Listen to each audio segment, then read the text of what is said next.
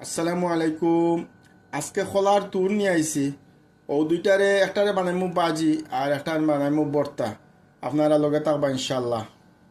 ওগুলা বাছি লিছি, তুরর ওগুলা বার হয়ে গেছে।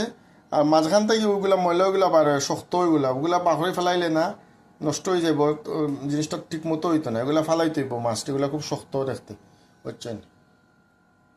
হলুদ লবণ পানিতে ওই তুরগুলা সিদ্ধ করে নিব।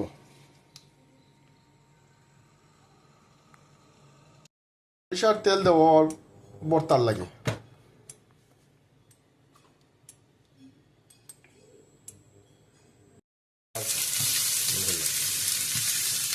করার লাগে ও মিক্স করার লাগে লইছি ওগুলা আদা রসুন সব ধরনের মশলা দিছি, খারে পাউডার দিয়া এটারে বুনরাম আমি ইম্পর্টেন্ট। আর আদা রসুন সব কিছু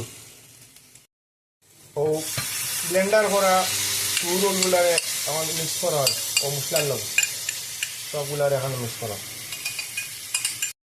টুর চাটনি আমরা টুর চাটনি প্রায় শেষ হওয়ার দিকে, শেষ হয়ে গেছে। আমরা ধনিয়া এবং কাঁচামরিচ আস্তা দিছি যাতে জাল বেশি বার হয় না।